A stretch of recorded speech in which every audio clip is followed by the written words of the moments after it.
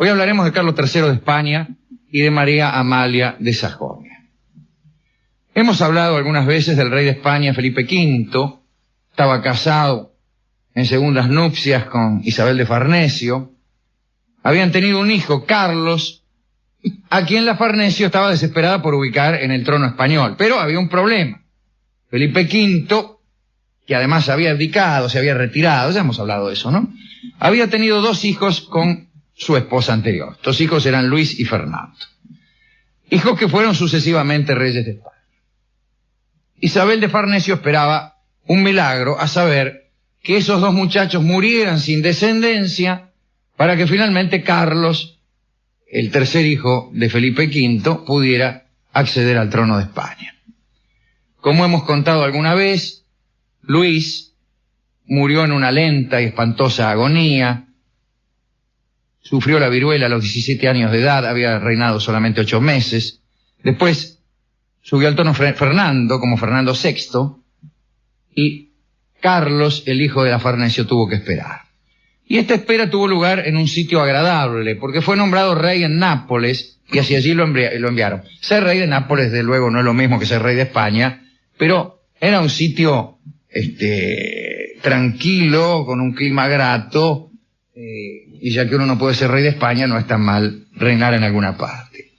Para ser coronado en Nápoles, Carlos debía llegar acompañado por una reina, y entonces se arregló una boda.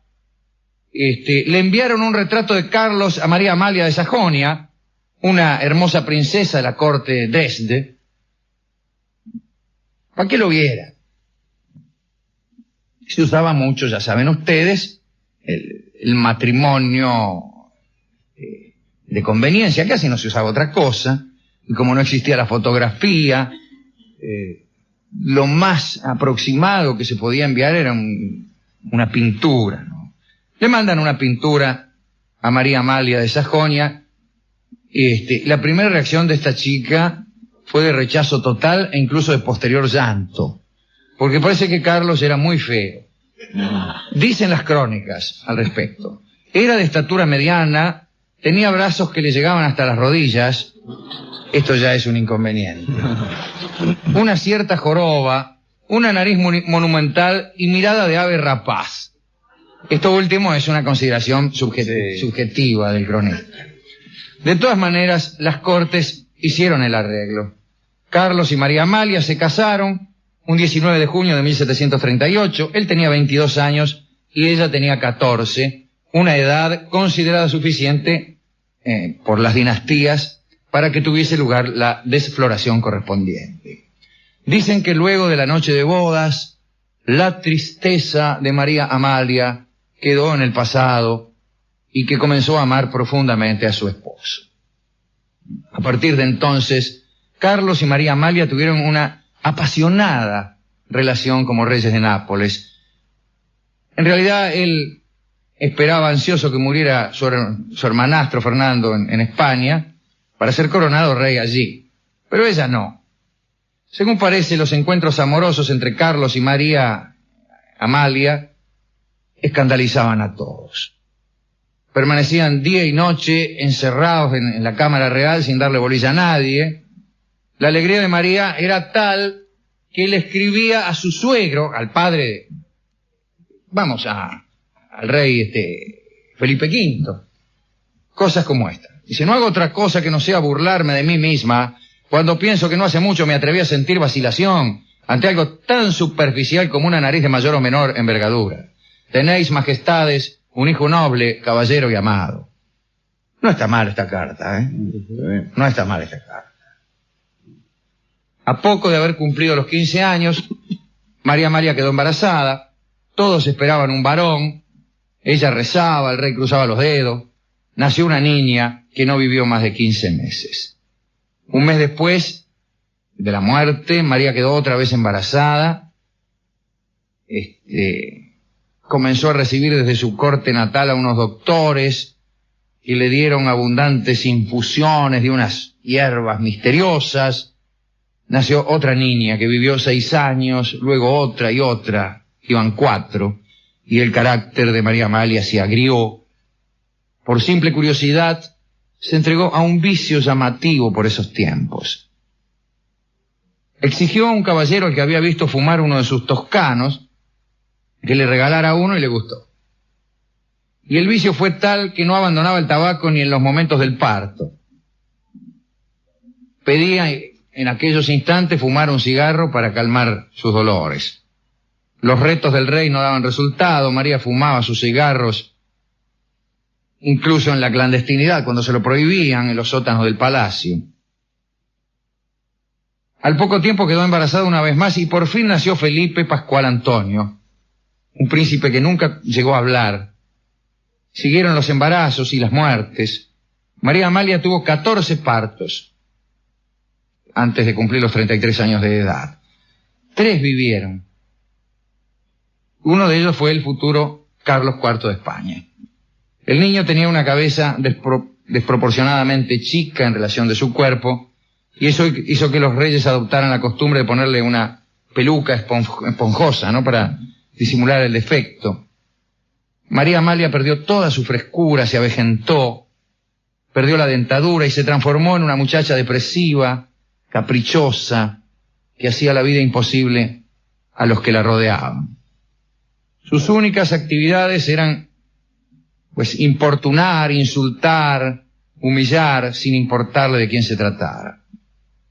Alternaba sus llantos solitarios con la costumbre de escribir a sus suegros, enumerándoles una por una todas las enfermedades que padecía, e imaginaba además que podía llegar a perder el amor y la devoción de Carlos.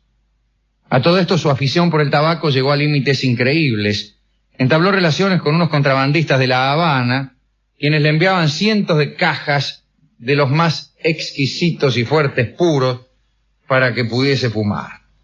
Ella misma los hacía recibir en el puerto de Nápoles, los escondía en distintos sitios del palacio donde se presentaba sola para fumárselos. Pero Carlos, que estaba harto de este vicio, descubrió los escondites y ordenó que se los guardaran en otra parte, los escondía. Entonces sucedió lo siguiente. El rey requirió los servicios de una de las damas de la corte para que le sugiriera un mejor escondite. Y haciéndose acompañar por la dama en cuestión, ésta le indicó el cobertizo de las caballerizas como lugar para guardar los cigarros de María Amalia. Fueron hacia allí, pero sucedió que también hacia aquel lugar iba María Amalia, que sufría terribles síntomas de abstinencia cuando no encontraba los puchos, y que sin sospechar lo urdido por su marido, andaba buscando por todas partes los toscanos secuestrados. La dama requerida por Carlos era ayudada por el propio rey para subir a una especie de altillo para guardar las cajas de tabaco.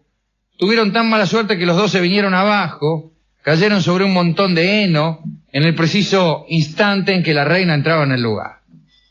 Cuando María se asomó y los vio juntos ahí revolcados entre la paja, se transformó. Lanzó un grito, le encajó una trompada a la dama e hizo lo propio con Carlos con tanta violencia que el rey incluso escupió una muela. Al día siguiente, María exigió que la dama fuera expulsada y pidió fidelidad a su inocente marido. Desde ese episodio, el rey comprendió la inutilidad de todos sus esfuerzos para alejarla del cigarro. Resignado, empezó a fumar él. No solo eso, sino que parece que por aquel tiempo Carlos empezó a inhalar rapé, el polvillo ese que se usaba en aquellos años. Sucedió algo más. Los dos, Carlos y María Amalia, empezaron a descuidar sus personas. Disminuido el atractivo que sentían el uno por el otro, descuidaron sus personas hasta el punto en que parece que ni se bañaban. Una noche el rey se vio forzado a tapar su enorme nariz con un broche. Extrañada, María quiso conocer las razones y el monarca, por no ofender, dijo que tenía un dolor en las fosas nasales. María insistió y el rey le aclaró que el verdadero motivo era el olor. Herida en su amor propio, ella le reprochó a él lo mismo. Se despojó entonces ella de un camisón antiguo que tenía, lo tomó de la mano y le dijo, bañémonos. Y así renovaron un pacto de amor, ¿no? Un día llegó a Nápoles la noticia del milagro. Fernando VI había muerto y por fin Carlos, el hijo de Isabel de Farnesio, era llamado al trono español. Recuérdese que Fernando VI fue aquel del que hemos hablado, dolorido, casi enloquecido por la muerte de su esposa, que solía comer cristales, recuerdo. Carlos estaba contento, empezó con los preparativos para el traslado, pero para María Amalia era un motivo de amargura. No quería dejar Nápoles. Pero bueno, nada pudo hacer. El 17 de octubre de 1759, los nuevos reyes de España llegaron a Barcelona. Ya en Madrid, la anciana Isabel de Farnesio abrazó a su hijo Carlos después de 28 años de espera para ponerlo en el trono. Y el reinado de Carlos, Carlos III de España, y María Amalia no fue feliz. Muy pronto la reina mostró su hostilidad a un pueblo al que no manifestó jamás el menor deseo de comprender. Su reinado fue corto, apenas un año. Ella seguía fumando y protestando por todo, solo salió del palacio por cuestiones de protocolo, se negó a aprender una sola palabra en castellano, obligaba a sus hijos a usar el italiano, y pronto enfermó y terminó sus fugaces días como reina de España ahí en el Palacio del Buen Retiro. Murió el 27 de diciembre de 1760 a los 36 años, sin haber hecho el menor esfuerzo por acercarse a los españoles. Tenía tuberculosis, sus restos los llevaron al Escorial, el único lugar de España que había logrado despertar su admiración. Pero Carlos III reinó 28 años más, hasta su muerte en 1788, y realmente fue un gran rey, al menos en cuanto al gobierno interior de España. Se engrandeció la capital con bellos monumentos, estableció el alumbrado público, el servicio de limpieza, se empedraron las calles, se garantizó la seguridad pública, se protegieron las artes, se creó el primer banco español, murió a los 72 años de edad. Se dirá que fue un rey munícipe, está bien, después de todo. A veces que un rey tenga tiempo por tomar medidas municipales revela la ausencia de grandes conflictos exteriores, y esa ya es una buena noticia. ¿Entiende? Cuando el presidente de una nación está preocupado por tapar los baches, a mí me parece que está bien. A mí me parece. Cuando hay una enorme discusión interior para ver si, qué sé yo, si por ejemplo si hacen una avenida y hay que demoler el obelisco, esa es una buena noticia. Cuando un país está preocupado en cuestiones municipales, culturales, de servicio, aunque parezcan cosas pequeñas, es porque hay tiempo para las cosas pequeñas. O sea, que han superado. Y yo recuerdo, la última vez que yo estuve en España, hace algunos años, en la ciudad de Barcelona hubo una fiesta muy sonsa, yo lo comenté aquí. Se trataba de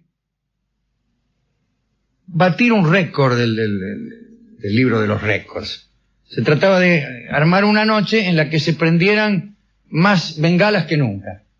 Entonces había que prender 200.000 bengalas, y allí fuimos todos en Barcelona con una bengalita cada uno y tiraron unos fuegos artificiales. Y yo primero pensé, qué cosa, ¿no? No parece un gran logro nacional. Y después dije, no, qué maravilla. Qué maravilla que haya tiempo para tener una fiestonga como esta. Y después, cuando estuve en aquella fiesta, comprendí que en aquella fiesta había unas ausencias que a mí me emocionaban, unas ausencias que aquí no hubiéramos tenido. No estaba el amigo mío ese que manoseaba a las chicas, no estaba el que gritaba insultos de 200 metros, no estaban los muchachos que venían a empujar, no habían ido. éramos 200.000 sonsos con una bengala en la mano. Y el tiempo para preocuparse por una cosa menor, por una pequeña alegría de salón, revela que no tenemos tristezas de ferretería.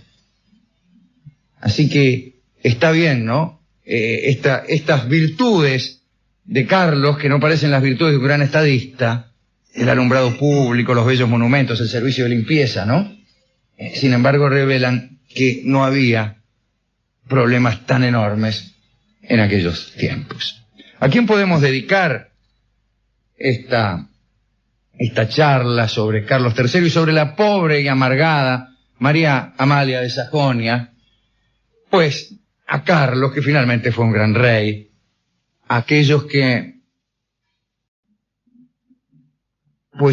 transcurren la función pública pensando pequeñas alegrías. No está mal, esto me lo digo a mí mismo incluso, pero es un asunto a meditar. No sea cosa que nuestros afanes revolucionarios y apocalípticos nos hagan ver toda pequeña alegría como una dilación burguesa. Yo no quiero ser un revolucionario tal que piense que cualquier alegría es mala. Y cuando yo era más chico, flotaba en el aire ese pensamiento. Pequeñas alegrías burguesas. Yo no, pero eso es el opio de los pueblos. ¿Cómo pavimentaron? No estoy seguro. Alguien tiene que ser feliz alguna vez. Yo me alegro de la felicidad ajena, no me importa. Ya a estas alturas sí es una felicidad burguesa. Pero este es un pensamiento